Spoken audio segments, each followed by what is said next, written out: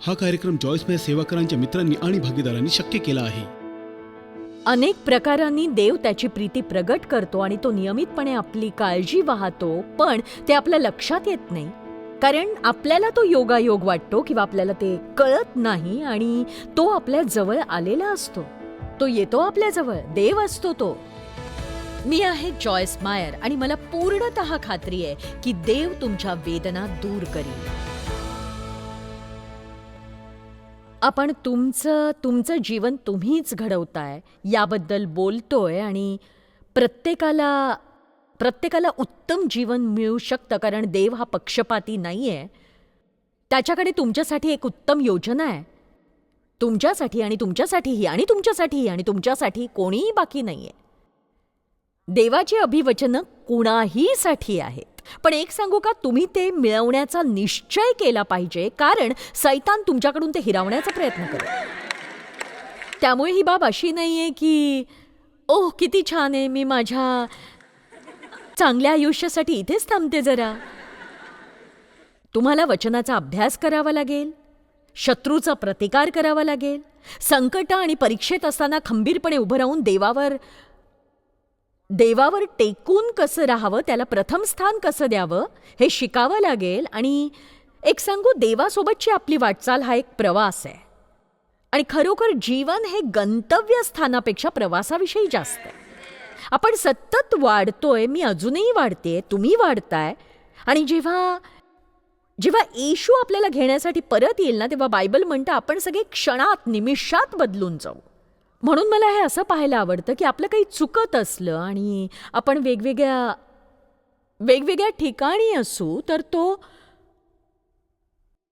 तो सलोखा करून ते मिटवून टाकतो देव. आणि मला नाही वाटत की देव कुणावरही ते पूर्णतः बदलले नाहीत म्हणून नाराज होईल. त्याला आपल्याला नेटाने पुढे जाताना पाहायचंय. नेटाने पुढे जात राहा, फक्त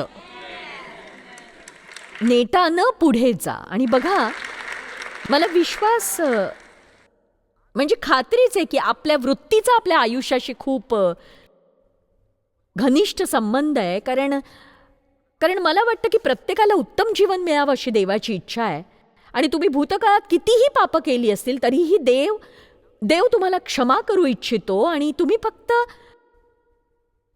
फक्त विचारायचंय की तुमचं आयुष्य कितीही वाईट असलं तरी त्यात परिवर्तन हे होऊच शकतं. आणि बायबलमध्ये अशी काही छोटी वचनं आहेत जी म्हणतात, पण देवानं. आणि मला ती वचनं आवडतात. योसेफाच्या भावांनी त्याचा द्वेष केला, पण देवाने त्याच्यावर कृपा केली. आणि म्हणून मी म्हणते की सैतानाने माझं जीवन नष्ट करण्याचा प्रयत्न केला, पण प्रभू माझ्यासोबत होता. तो होता माझ्यासोबत. आणि तुम्हा सगळ्यांबरोबर सुद्धा देव आहेच. भूतकाळात काय घडलं हे महत्वाचं नाही, पण देव तुमच्यासोबत आहे.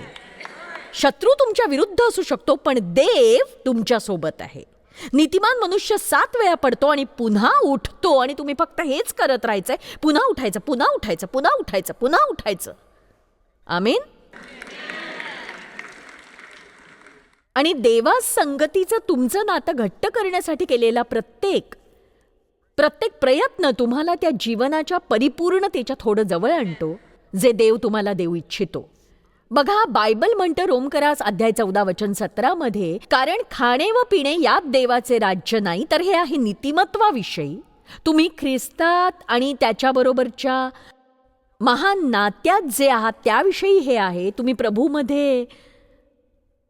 तुम्ही प्रभूमध्ये आनंदी आहात का? तुमच्यात देवाची शांती आहे का? तुम्ही त्याच्यासोबत निश्चिंत आहात का? तो तुमच्यावर रागावलेला नाही. हे तुम्हाला समजतंय का? माझे बाबा रागीट होते आणि सतत संतापायचे आणि मी चूक केली तेव्हा देव माझ्यावर रागवत नाही, हे समजण्यासाठी मला इतका वेळ लागला. त्यामुळे म्हणजे तो माझ्या वडिलांप्रमाणे रोज रागात नसतो. आणि बघा, ज्या क्षणी तुम्ही देवाकडे क्षमा मागताना, खरं तर तुम्हाला क्षमा करण्याची किंमत त्याने आधीच भरलेली आहे. आणि तुम्ही फक्त तुमच्या पापांचा पश्चाताप करायला हवाय, म्हणजे पापांपासून दूर जाण्याची इच्छा असणं, पाप कबूल करणं. आणि बघा, देव ते विसरतो.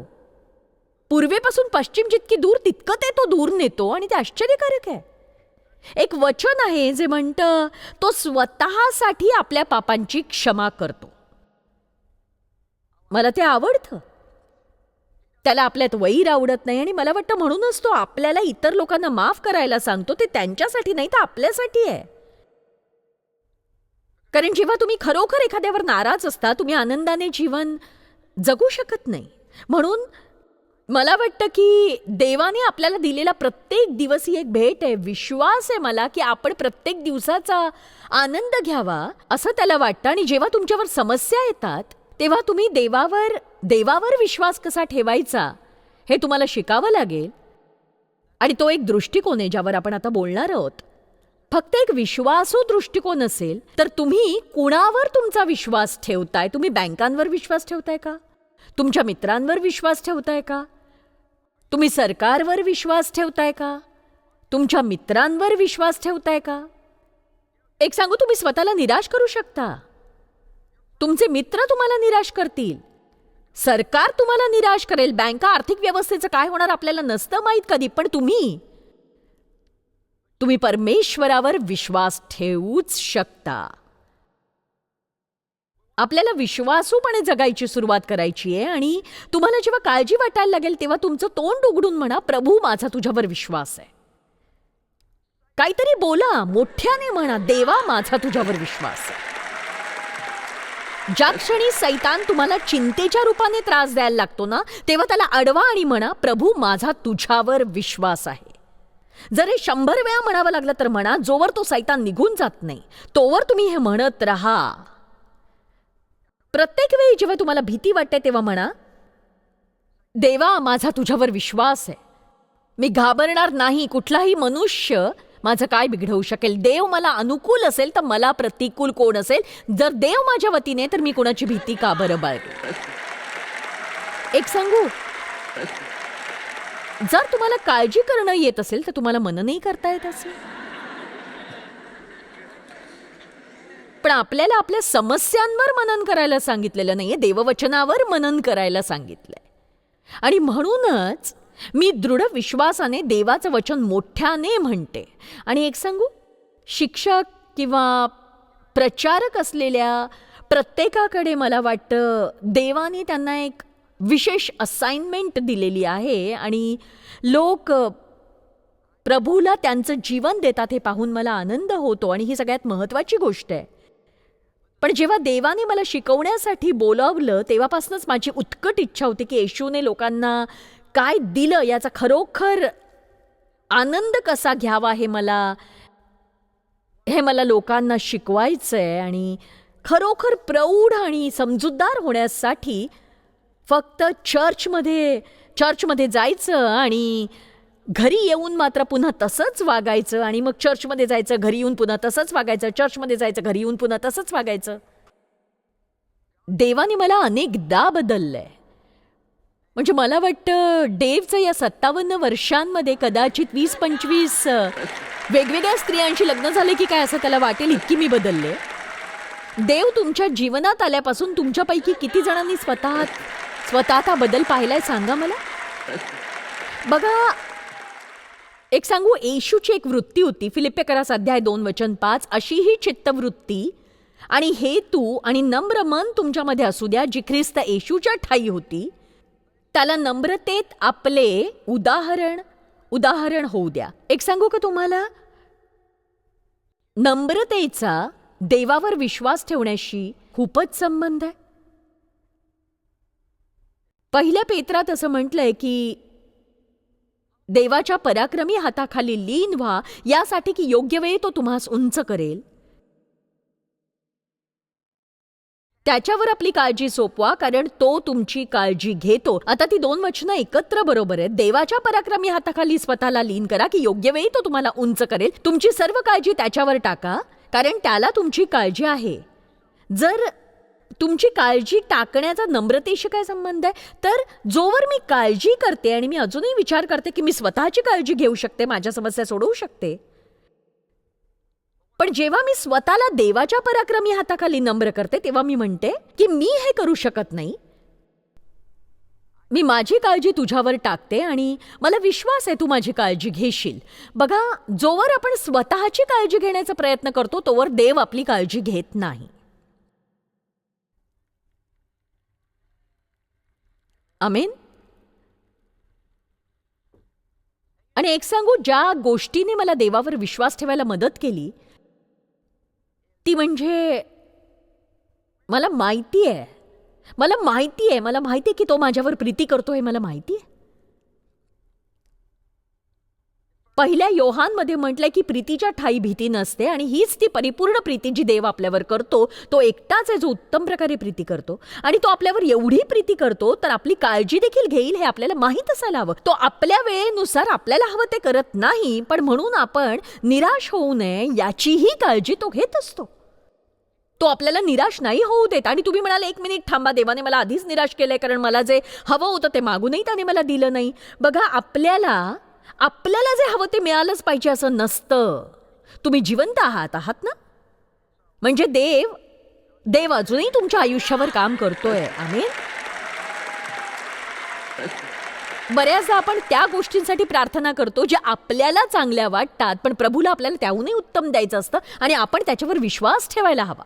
किती जणांना खात्री आहे देव तुमच्यापेक्षा अधिक बुद्धिमान आहे?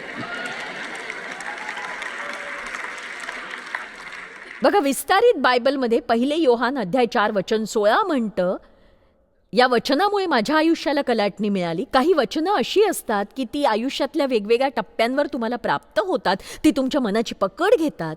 इतरांच्या बाबतीत असं काही घडेल असं नाही, पण तुमच्या जीवनाला ते कलाटणी देतं. तर विस्तारित बायबलमध्ये म्हटलंय की देवाची प्रीती आपल्याला कळून आली आहे. इथे एक गोष्ट माझ्या लक्षात आली ती ही की देव माझ्या हृदयात असं म्हणतोय की तुझ्या जीवनातल्या माझ्या प्रीतीकडे लक्ष दे. देवाच्या प्रीतीकडे पाहणं मला आवडतं. माझ्या हृदयात जे काही आहे त्यासाठी तो जे करतोय ते पाहणं मला आवडतं. अनेक प्रकारांनी देव त्याची प्रीती प्रकट करतो आणि तो नियमितपणे आपली काळजी घेत असतो, पण ते आपल्या लक्षात येत नाही कारण तो आपल्याला योगायोग वाटतो किंवा ते आपल्याला कळतच नाही. तो आपल्या जवळ येतो आणि मला हे सुद्धा कळलंय की देव हा लोकांमार्फत लोकांद्वारे काम करतो. आणि मी हे शिकले की जेव्हा कुणी माझी प्रशंसा करतं तेव्हा मीही त्यांचं कौतुक करते. देव त्यांचा उपयोग करतो, पण मला वाटतं देवच त्यांच्याद्वारे बोलत असतो मला उत्तेजन देण्यासाठी. बघा, मागची काही वर्ष मी अनेक गोष्टीतून गेले. म्हणजे अर्धवर्ष तुटका पाय होता, दुसऱ्या पायात नसांचा गोळ होता, मग रक्ताची गुठळी झाली, मग मी पाठीवर पडले, पाठीला दुखापत झाली. पण एक सांगू, देवाने मला या चढ उतारातून पुन्हा आणलं आणि आज मी इथे तुमच्या समोर उभी आहे. आणि बघा, दुसऱ्या दिवशी माझा नवरा डेव्ह मला म्हणाला, तो आला आणि माझ्या खांद्यावर हात ठेवून म्हणाला की मला सांगायचंय की तुझ्यावर ओढवलेल्या या प्रत्येक संकटाच्या वेळी तू खूप छान वागलीस. याबद्दल मला तुझा खरंच अभिमान आहे, मला पूर्ण अभिमान आहे. आणि मी ते कौतुक जणू काही देवाकडून आलं असं घेतलं. देवने माझं कौतुक केल्याचा मला आनंद आहे, पण मला विश्वास आहे की प्रभूच त्याच्या तोंडून बोलत होता. हे जॉयस, मला तुझा अभिमान आहे, तू चांगली वृत्ती बाळगलीस त्याबद्दल. आणि जेव्हा देव तुमच्या जीवनात कार्य करत असतो आणि तुम्ही त्याच्याशी जितकी जवळीक ठेवता तितकंच तुम्ही त्याच्यावर अवलंबून राहणं सोपं होत जातं. फक्त छोट्याच नाही तर मोठ्या गोष्टींमध्येही तुम्ही त्याच्यावर अवलंबून राहता आणि देवानी तुम्हाला सगळं काही दिलंय. आमेन. एक सांगू, तुम्ही असा विचार करत असाल, मलाही वाटतं की माझ्या नवऱ्याने माझं असं कौतुक करावं, पण एक सांगू, माझ्याही घरात हे काही रोजच घडतं असं नाही. चला, म्हणजे असं म्हणूया की तुमचं एखाद्या तारण न पावलेल्या व्यक्तीशी लग्न झाले तर तुम्हाला वाटतं ठीक आहे, ते छान आहे, पण माझा नवरा कधी माझं कौतुक करत नाही. पण एक सांगू, त्याबद्दल वाईट वाटून घेऊ नका. फक्त देवाला पाहिजे तसा त्याचा वापर करू द्या. कधी कधी आपल्याला त्या व्यक्तीकडून जे हवं असतं ते देव त्यांना मिळवून देत नाही, पण ते मिळवण्यासाठी जर आपण देवावर विश्वास ठेवला, चला आता तुम्ही मला काहीतरी द्याल अशी अपेक्षा ठेवणं आणि ती पूर्ण न झाल्याने डोकं झोडून घेणं यापेक्षा उत्तम हे की मी माझ्या सगळ्या गरजांसाठी प्रभूवर टेकून राहीन आणि निर्धास्त राहीन ना मी. तर माझी इच्छा आहे की तुम्ही देवाची वाट पाहावी आणि त्याचं सामर्थ्य तुमच्या जीवनातून प्रगट व्हायला हवं. आमेन. मला वाटतं की मी देवासाठी काम करते आणि बायबल म्हणतं की तो प्रभूमध्ये केलेले आपले श्रम कधीही विसरत नाही. आणि मला विश्वास आहे की मला जे हवंय ते देव मला देईल. जर एका व्यक्तीद्वारे नाही तर तो इतर मार्गांनी मला ते मिळवून देईल. देव लोकांचा उपयोग करतो, तुम्ही त्याला तुमचा उपयोग करू द्या आणि तुमच्या मनात येणाऱ्या विचारांकडे लक्ष द्या. मागच्या आठवड्यात मी माझ्यासाठी काम करणाऱ्या एका स्त्रीचा विचार करत होते. तिला म्हणजे ही कदाचित 10 वर्षांपूर्वीची गोष्ट आहे आणि मी तिच्याबद्दल विचार करत होते आणि विचार करत असताना मला वाटलं की ठीक आहे, कदाचित मी तिला कॉल करायला हवा आणि म्हणून मी तिला कॉल केला, पण तिने उचलला नाही आणि तिने मला मेसेज पाठवून सांगितलं मी इमर्जन्सी रूममध्ये, मी आज सकाळी पडले, माझे दोन्ही मनगट तुटलेत. आणि बघा, देवाला फक्त तिला सांगण्यासाठी माझा उपयोग करायचा होता की आम्ही तिच्यावर प्रीती करतो आणि मी तिच्यासाठी प्रार्थना करेन. देवाला जसे इतर लोकांचा उपयोग तुमच्या सेवेसाठी करायचा आहे तसाच तुमचा उपयोग इतरांच्या सेवेसाठी करायचा आहे. देव हे सगळं कसं करतो मला माहीत नाही, पण तो लोकांमार्फत काम करतो हे तुम्हाला माहिती आहे. आमेन. देवावर विश्वास ठेवा, तुमचा विश्वास देवावर ठेवा, तुमचा विश्वास देवावर ठेवण्याचा निर्णय घ्या आणि विसरू नका की त्याच्यावर काळजी सोपवणं नम्रता दाखवतं. म्हणजे तुम्हाला माहिती आहे की तुम्ही जे करू शकत नाही ते देव करू शकतो असा तुमचा विश्वास आहे. लूक अध्याय 22 वचन 42-43 मध्ये येशूचा नक्कीच विश्वासार्ह दृष्टिकोन होता. तो गेतसेमनीच्या बागेत होता आणि गेल्या वर्षभरात एक चित्तवेधक गोष्ट माझ्या लक्षात आली की त्याने 3 वेळा देवाला त्याच्याकडून त्याला काढून टाकण्यास सांगितलं. एकदा नाही, दोनदा नाही, तर 3 वेळा. तर तो मनुष्याचा पुत्र या नात्याने त्याला स्वाभाविकरित्या वधस्तंभावर जायचं नव्हतं आणि त्यातून तो जाऊ इच्छित नव्हता. पण बघा, मुद्दा असा आहे की त्याला जे हवं होतं त्याहीपेक्षा त्याला देवाची आज्ञा पाळायची होती. आता काही मिनिटात आपण आज्ञाधारक वृत्ती बाळगण्याबद्दल थोडं अधिक बोलणार आहोत. पण एक गोष्ट यातून मला दिसते. तो म्हणाला की पित्या, तुझी इच्छा असली तर हा प्याला माझ्यापासून दूर कर, तरी माझ्या इच्छेप्रमाणे नको तर तुझ्या इच्छेप्रमाणे होऊ दे. तर तो काय म्हणतोय की मला हे करायचं नाही, पण माझा तुझ्यावर विश्वास आहे, तुझ्या इच्छेने करण्यास मी तयार आहे. आपण असं म्हणू शकतो का की देवा मला हे हवंय किंवा कदाचित मला हे नकोय, पण तसं जर समजा घडलं नाही तर माझा विश्वास आहे की तू माझी काळजी नक्कीच घेशील. माझा तुझ्यावर विश्वास आहे. तुमची काळजी तुम्ही देवावर सोपवली तर तुमचं जीवन किती छान होईल हे तुम्हाला माहिती आहे. इतर लोक ते करत नाहीत म्हणून त्यांच्यावर नाराज होऊ नका. बघा, माझ्या बॉसने मला जास्त पैसे दिले पाहिजेत, मी आता खरं तर वाढीसाठी पात्र आहे आणि मी त्याच्यावर नाराज आहे म्हणून मी माझ्या लंच टाईममध्ये त्याच्या विरुद्ध बोलत बसणार की ही जागा काम करण्यासाठी खरंच खूप वाईट आहे. बघा, तुम्ही फक्त स्वतःला आशीर्वादित करण्यापासून बंदी घालताय. तुम्ही प्रार्थना करा की देव तुम्हाला अनुग्रह देईल. आणि मला तुम्हाला सांगायचं, जर त्याला तुमच्या बॉसकडून काही करून घ्यायचं नसेल तर तो तुम्हाला आणखी कुठेतरी चांगली नोकरी मिळवून देईल किंवा त्या बॉसच्या जागी तो तुम्हाला दुसरा बॉस सुद्धा देईल. तुम्हाला तुमचे आशीर्वाद मिळवून देण्यासाठी देवाकडे भरपूर पर्याय असतात. एक सांगू, मी ज्या पद्धतीने मोठी झाले आणि माझ्यासाठी कोणीही काही करू शकलं नाही, त्यामुळे मला थोडा वेळ लागला. मी खूपच लहान असतानाच स्वतःची काळजी घ्यायला शिकले आणि मी विशेषतः पुरुषांवर विश्वास ठेवला नाही, कारण मला अनेक पुरुषांनी दुखावलं होतं आणि मी 18 वर्षाची असताना समोर आला त्या पहिल्या मुलाशी लग्न केलं आणि ते आधीच्या 18 वर्षांपेक्षाही अधिक वाईट होतं ती 5 वर्ष. आणि तो सतत इतर महिलांसोबत असायचा, तो चोर होता, फसवा होता. शेवटी मी त्याला घटस्फोट दिला. माझा आधी एक गर्भपात झाला होता आणि नंतर मला बाळही झालं. मी जिथे राहायचे तिथून काही अंतरावर तो दुसऱ्या एका स्त्रीसोबत राहत होता आणि प्रत्येकाला सांगायचा की ते बाळ त्याचं नाहीये.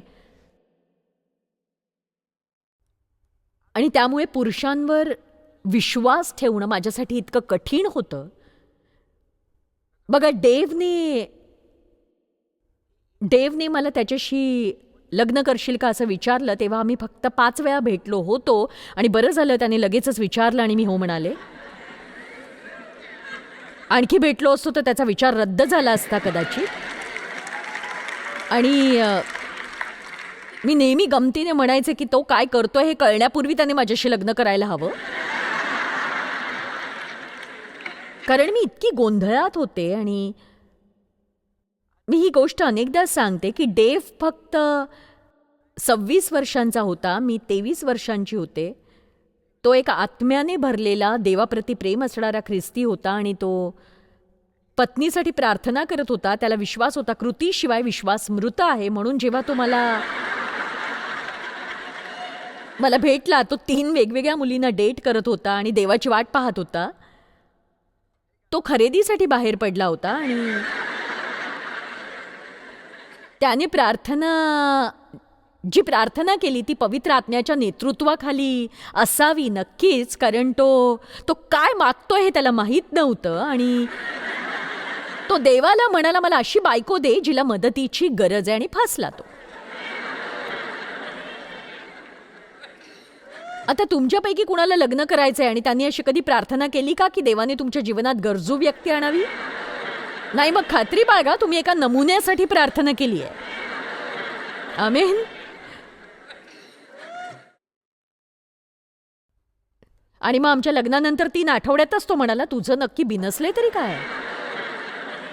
मी म्हटलं, तुला काय म्हणायचंय? माझं बिनसलंय? माझं नाही, तुझंच बिनसलंय.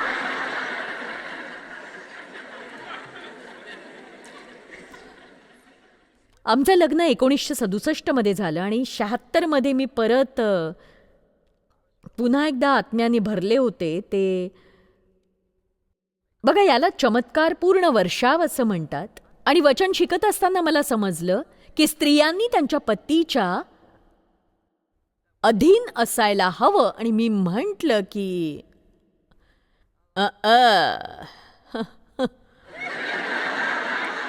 बघा, आपण इथेच खूप अडचणीत असतो. मला आठवतंय, देव एकदा मला म्हणाला की तू नेहमी मी तुझा शत्रू असल्यासारखे का वागत असतेस? आणि मला वाटतं माझ्या मनात पुरुषांबद्दल इतका द्वेष होता. आणि जेव्हा देवने मला लग्नासाठी विचारलं, तो म्हणाला की तो माझ्यावर प्रेम करतो. मी त्याला ते परत बोलू शकले नाही, कारण मला प्रेम म्हणजेच काय माहीत नव्हतं. माझ्यावर प्रेम करणाऱ्या सगळ्यांनी मला दुखावलं होतं. तुमच्यापैकी बऱ्याच जणांना माहिती मी कशाबद्दल बोलतेय. तुम्ही दुखावले गेलायत. मी एकटीच नाही इथे या सभागृहात, तुमच्यापैकी बरेच जण आहेत ज्यांना मी काय बोलते ते कळतंय. जेव्हा तुम्ही खूप दुखावलेले असता तेव्हा विश्वास ठेवायच्या मनस्थितीत नसता, विशेषतः लोकांवर तर नाहीच. आणि आपण त्याबद्दल थोडं बोलणार आहोत, कारण प्रत्येक वेळी संशय बाळगणं हे इतकं दयनीय असतं ना, खूपच दयनीय, वाईट असतं ते. आणि देवने मला एकदा काहीतरी करायला सांगितलं, मला ते करायचं नव्हतं. देव मला त्याच्यावर विश्वास ठेवण्यासाठी, त्याच्या अधीन राहण्यासाठी शिकवत होता. मी प्रभूला असं म्हटलं की इतकं सगळं सोसल्यावर त्याच्यावर विश्वास ठेवण्याची तू माझ्याकडून अपेक्षाच कशी करू शकतोस? आणि प्रभू म्हणाला, मी तुला त्याच्यावर विश्वास ठेव म्हणत नाही, मी तुला त्याच्यासकट माझ्यावर विश्वास ठेव असं सांगतोय. बघा, जर तुम्ही तुमचं हृदय लोकांपुढे उघडलं तर तुम्हाला इजा होणार नाही हे मी सांगू शकत नाही. पण जर तुम्हाला इजा झाली तर मलमपट्टी करणारा तुमच्या आत राहतोय.